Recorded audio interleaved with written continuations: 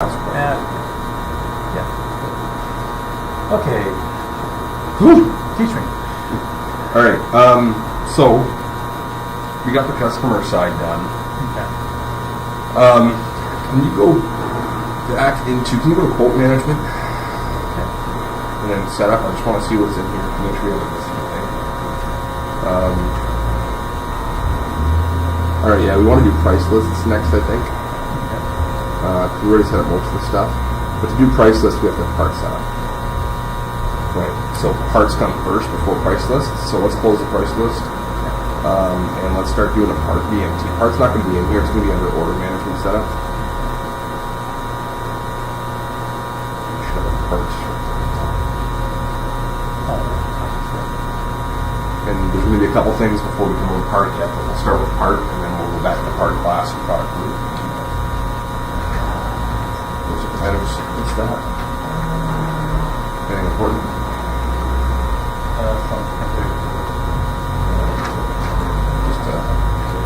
Okay, so we're going to do first.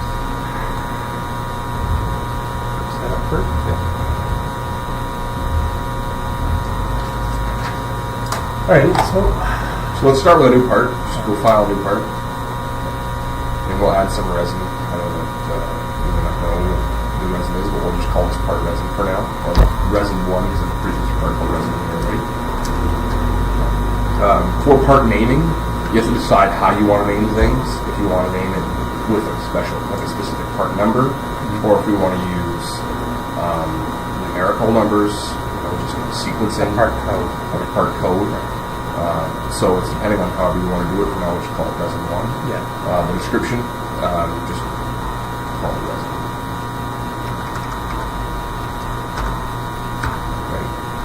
Okay. So the type of part matters. This is set by the system. There's 3 types: purchase, sales kit, and manufactured. Sales kits you won't likely use very often at all. Purchased is anything that you buy, and the manufactured is anything you make. Right. So end parts that you're selling to your customers, any molds that come out, any parts like that, those are all manufactured. Okay. All your resins, all your packaging, everything like that's purchased.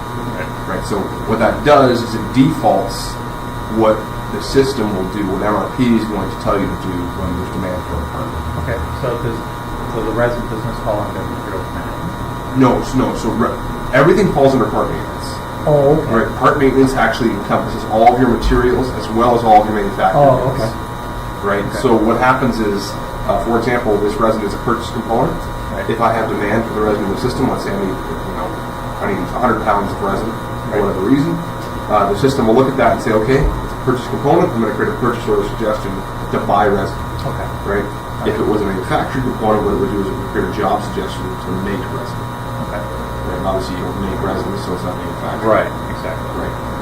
If there is a resin that you're adding colorant to, or you're mixing multiple different resins together to make a new one, then that is a manufactured component. Okay. And also, it doesn't mean that you can't manufacture it. Just because it's purchased doesn't mean you can't manually create a job to manufacture it. Right. In some situation, if you need to manufacture it, you still can. It's just how the system defaults all of the outgoing suggestions. Oh, okay. Right. So the UOM class, these are very, very important, and we will be setting these up. Looks like there are already a couple of them set up, but we'll be looking at these as well. So we'll just pull counted units for now. The majority of your stuff will be in counted units. Actually, no, resin won't be. So drop resin down. Resin is purchased by weight. So drop where it says counted units. You were just on it. Oh, okay. Right. So this one, is there a weight one? Weight resin? Yeah. You're in Epcor training again. Looks like. Let's move over to Epcor test so that we can actually do some. Just close that for now. Yeah. I was wondering why there's so many. No, don't say changes. There's no need. Yeah. Okay. Before we get too far into it, let's just jump into the test quickly. Well, that doesn't really matter. Yeah.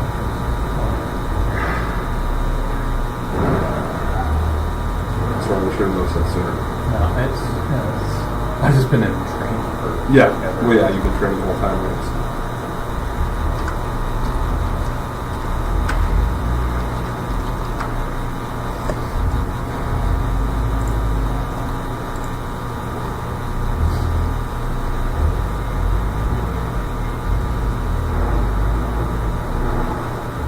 Go back to the same spot, then the maintenance, not the maintenance menu, or maintenance records. Start the same way, pick resin, go from there. Just wondering whether there were so many units in measure. You'll have so many, right? You guys only use a select few.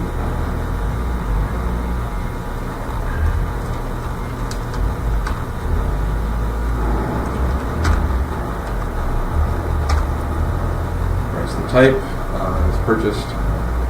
Unit of measure class, drop that down, there should be a weight. So, and then we can set right here, and I'll just click on it just so that the system can see.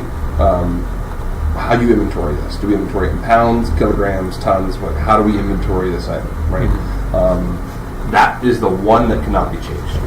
Right. So, just so you know, the UM class, after this part is saved, is permanent for this part. Right. It can never be changed. There is a process that is supposed to be able to change it. It doesn't work very well. Right. So, basically, the rule of thumb is this is the class for it from now on. Okay. Yeah, I kind of wondered because I believe all of the materials come from the States, which they're obviously operating in pounds. We're in Canada, we're kilograms. So I'm wondering how that works. It depends. I think you guys are going to probably operating in pounds across the board. Right. If you guys do stock in kilograms, it's fine. So you can say our inventory unit measures kilograms, but when we purchase it in pounds. Right. Right. And a lot of convert for you when you purchase. Right. Oh, okay. All right. So you can set multiple. The sales and the purchasing can be changed after the fact. Okay. The inventory unit measure cannot be changed. Okay. Right. Unless there's zero inventory on that part. Okay. Right. The second there's inventory on that part, you can't change that. Okay. Right. So for now, let's leave it as pounds. Don't fill in sales or internal price. That's what our price lists are for. Right. Right. So we're going to have a supplier price list if we ever sell them a part. Okay. We can put a price tag on the supplier price list rather than the sales price here. Right. And the reason that's better for the way I explain it, basically what happens is if I set a price here, that is my flat price whenever I sell this item. Okay. Right. If I use a price list, I can attach all my suppliers or a supplier group to a price list, and then I can have multiple iterations of that price list. I can say, coming out next year or whatever, I want to change this price list a little bit. It's going to start on December 31st, okay. Right? And then I can put the new price list in, upload it, and wait till December 31st, and it switches. Okay. Right? If I put the price tag in here, right, then on December 31st, I got to change it. Right. I can't do the work on December 1st and just wait for December 31st to show up. Right. So it makes it a little bit easier to manipulate pricing. Also, if you put it in here and there was a price list and the price list expires, when you're trying to sell it to the customer, this price pops up. And let's say this price was actually lower than the price list price and you didn't update it yet because you forgot. If that's the case, is there, since effectively, say in this situation, all the prices be based off a different table completely, is there a way to just remove these fields completely? We can just hide them if you wanted to, just so that nobody sees them. Well, just because, I might have one doing this, but that might be the case where that might happen when you put the price in here by mistake. Yeah. That would screw things up, so I could actually remove those. Yeah, you can just hide them. So the two that are really important to fill out are group and class. Okay. Group is how you sell items, essentially, right? Where does the money go when we sell an item? Right, that's the simplest way I can explain that. Yeah. Right, so the group actually has GL control behind it. Okay. Right, when you sell something, it's where does that sale go? Right, and the class is how we inventory things. Right. So where is my inventory value at right now with what items? Right. So yeah, so you might put the group as automotive, but we might have to add another group called resins or something else. Right, for materials. Right, and then in here, the class would be resin. Yeah. Right, it's obvious there. All of the rest of those items, warranty, assembly analysis, those three, and tax category, are 100% up to you if you want to use them. They are open fields. Warranty's not, but the other ones are. Right, especially these three. Header assembly analysis, material analysis, reference category. If you have more ways that you wanted to note and organize materials in the system, we can create categories in here. There's open fields, you create whatever categories you want, and you drop down and select things. Oh, I see. Well, that would cut the play until actually how the business actually still works. Yeah, so that won't come into play right now. Same with the commodity codes, we'll leave that alone for now. Okay. you don't have to fill in a net weight for these parts, simply because 1 pound is 1 pound. Right. Right. So 1 pound of resin is going to be 1 pound of resin. Right. However, for a manufactured part, you may actually put a net weight in there so you can have a number. Right. Right. This is just. These again are open fields for internal use. We can build like dashboards and stuff around those numbers if you want, so that somebody can maybe see how heavy a shipment is. So yeah, it was one actually that can do actual parts and everything. An actual part, you might actually put the real weight in there. That's exactly what I think. Yeah. All right, and then our costing method is average. Right, so we'll leave average costing on this. Okay. And these two items right down here, I think I've talked to them before, non-stock item and quantity bearing. They are extremely important. So what this means is a quantity bearing item, so it's not non-stock and it's quantity bearing, so it's a double negative there on the first one. Right. So if non-stock was checked, that means we don't stock this item ever. Right? If quantity bearing is checked, means on demand? No, so quantity bearing basically means that we can actually have transactions that happen against this item. It bears a quantity. Right, so it allows you to make transactions happen in the system, or things happen against this item, right? So if we want something to never touch our inventory ever, you uncheck quantity bearing and you check off non-stock. Okay. Right. And that what that basically does is you cannot put this item into inventory even if you wanted to. It doesn't work. Right. Okay. It'll block you from doing that. However, if you have non-stock checked and quantity bearing checked, it means that by default, this is a non-stock item. What that means is that every single time there's demand for it, it creates a purchase order specifically for that demand to where the demand is. So what happens is, if a job requires it, it creates a purchase order direct to the job. Right? It doesn't pull from inventory. And same with an order. If an order requires it, creates a purchase order or a job direct to whatever purchase point it is. Right. Epicor by default usually does purchase order to inventory, then from inventory to the job. Okay. If it's non-stock, the inventory step is skipped by default. What it also means that if you have inventory, it ignores it. Okay. So let's say I had 1,000 pounds of this resin in stock, but non-stock was checked off, and 100 pounds more, it would create a purchase order for 100 pounds to fulfill that job, because it's going to ignore my in-stock inventory. It's a non-stock item. Oh. Right? But because it's quantity bearing, I can still put it in the inventory. Okay. However, if it was, quantity bearing, non-quantity bearing, and it was non-stock, then I can't even put it in inventory. No, geez. Okay. Right? Not a lot of cases where you have non-stock, non-quantity bearing. Yeah, especially Okay, so those two check boxes are very important. Realistically, everything else on here, not really used for you right now. So let's save at this point. Alright, so let's go to the Sites tab.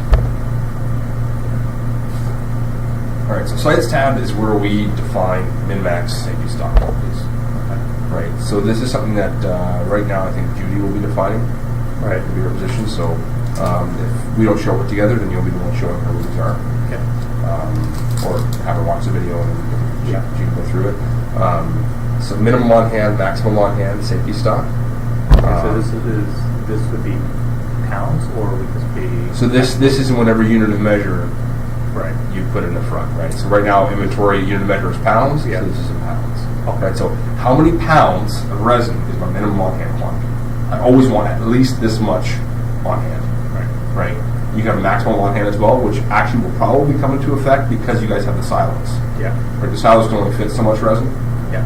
So what's my maximum capacity? Right. For this resin. Right. So let's just put some numbers in here just for fun. So you want 1,000 pounds minimum on hand. Your maximum quantity 5,000. Right. So 5,000. All right. So you notice there's also a safety stock. What safety stock does is it raises the zero. This is the best way I can explain it. Basically what happens is you have a minimum on hand quantity and you fall below it. Epicor will just create a purchase order suggest, hey, you need more. Right. If you have a safety stock quantity, so let's say our safety stock quantity was 500. Okay. If I fell below 1,500 pieces in stock, in stock, it would now create a purchase order. Okay. Right? However, if I fell below 500 in stock, this 500 is now zero. Oh, okay. It would create an expedited order. Okay. Right, so it'll actually expedite the order below safety stock because you need safety stock and you need it now. Right. Right, you can never fall below safety stock because what it sees is zero. We have nothing left under 500. Right. It actually just pretends it's zero. Oh, okay. So it doesn't even see really its inventory. It tries to make sure that you always have 500 in stock, whereas the minimum quantity just kind of tries to buy back up to it. I see. So that's what the safety stock is. And there's a little reorder max checkbox there, basically just stating, wherever we're at, just always make sure the next order comes through, put it back up to 500. So if this drops down to 900, it'll automatically order 500. If it drop below, if that were to drop down to 900, that would automatically create a purchase order for 600. Because you have right, 500 plus 100. Yeah. Right. Okay. Yeah. Okay. That's what it would do. Okay. That's so right now, if we hit save and we were to check purchase order suggestions, we were to run generate suggestions. We won't do it quite yet, but if we were to do that, you'd see a purchase order suggestion for 1,500 pounds of resin one. So we'll see right now. Okay. So, and yeah, like I said, the reorder the max checkbox is just for if you want to make sure that yours reorder back on 5,000. Right. That's all. Okay. All right. So one little checkbox that's really important for us here is back flush. That you want that checked off on every single material. Right? Because we're always back flushing everything. What is that? Right. So what back flushing means is that if I have a material, this resin is used in a part. Right. Generally speaking, you have to issue the material to the job. Right. As I say, I'm using 100 pounds of resin for job 1, 2, 3, 4. Right. If a material is checked off as back flush and it's attached to an operation, in this case, mold operation on your jobs, when the mold operation says I completed 10 pieces. What it does is it goes and looks and says, okay, for 10 pieces, I needed 20 pounds of material. Automatically issue 20 pounds of material for the job. It just assumes that to create 10 pieces, you had to have used 20 pounds of material. So take it out of inventory and issue it to the job. Right. So regardless of whether the job has been actually executed or not. The job being executed is the mold operation being completed. Right. Oh, right. Right. So when they complete the mold operation is when the material gets issued. Use it. Right. Okay. Right. So that's what the back flush is really, really nice, especially in your situation. Right. Because you guys you don't want to worry about your floor operators saying I use this much material, but then they have no clue how much material they've used. No. Right. It's one of the things at the bottom of the barrel that did not. Yeah. It's not their job to track how much material they use. It's their job to make the parts. Right. Exactly. Right. So you let the system say, okay, well, we know exactly how much material goes into each part. Okay. Let's just issue it automatically. Right. It'll come out of the system automatically. That's why back flush is so important. Okay. You need that checked off on every single piece that's actually raw material. And if you want to, there's a raw material checkbox. That's kind of just denoting that this is a material. Right. You can just kind of use that as a marker for yourself for anything that's an actual raw material. So, all right. As it is currently, it is all raw materials we're using the resin. Well, yeah, all the resins are raw materials, and it's because we put the parts in the same thing. Yeah. So, all right. So for purchasing points, some of this is filled out by price list, but we can fill out some of it here. So let's drop down the buyer. Right now, house account's been buying everything, and I think we're going to stick with that. So select house account there. Minimum order quantity, right? So let's say that the supplier we always purchase it from says, hey, you know what, we always need, it's got to be at least 500 pounds. We're not selling you less than 500 pounds. Right. That's their safety stock. So right. It's just, but it might be the supplier. Maybe the supplier says we're not going to ship unless it's 300 pounds. Right. If you order 100 pounds, we're shipping you 300 and charging you 300. Right. Because we don't ship less than 300. It's not worth it for us. No, that's why you put that in there, right? As well as lead time. Let's say it's going to take a week for the stuff to come in. Right. You can put 5-day lead time on that. But is the recommend is there 5 days? Yeah. So this is the number of days, right? Okay. So 5 days based on calendar as well, right? So how many days, and then there's a production calendar behind that. Right. So, all right, and then something you may notice all of a sudden is that some of your parts don't generate purchase order suggestions. First thing to come check is that checkbox checked off. Right. Generate PO suggestions you need to check off. And here we can set the default supplier for this if we have one. Right. So there's nothing there right now, but if we know what supplier we like 99% of the time we buy from these guys, you dump it in there. Right. And then the other option down here is an urgent planning section. Right. So this is where that safety stock quantity would come into play. Is there a minimum quantity for urgent planning? Is there a minimum lead time, multiple order quantity, and what's the supplier? Right. For my urgent planning. So what that would basically be, let's say we order most of our material from China right now, right? Or I think Colby's actually talking about ordering from Korea. Really? Or something like that. no idea. I heard him talking about ordering from the Philippines or something. I don't know where he was ordering from another Asian country. Right. And basically, what would happen there is, maybe they knew that's like a 3 week lead time for the material. Right. Right. It's got to come in on a boat. Longer because it comes in on a barge, right? That's what it comes in. Yeah, it's coming in from like Asia. I mean, it's minimum 3 weeks just to get to the West Coast. Yeah. So let's say it takes a month to come in, right? Yeah. But maybe, Joe's Resin down the street. I don't know if there's a place called that, but Joe's Resin down the street can get it to us in 24 hours. Yeah. Right. So what we do then is you put Joe's Resin as your urgent supplier. Right. But lead time of 1 day versus 30 days, right? And then what happens is if there's something that needs to come in right now, then it creates an order for Joe's supplier rather than a suggestion for whoever is out in Asia that we're ordering from. And that way you get the material in on time, you pay more for it, but you get it in on time. Right. So you can complete the job. Okay. That's what it's for. Right. So that's our planning section within here. There's one point that we'll come to yet later, costing lot size. That doesn't apply to these. Right. It applies when we start creating parts that are actually manufactured. Right. And so does the planning side of things, the planning tab. We'll get to that when we do the manufactured part. So hit save for now. Yeah. And then let's just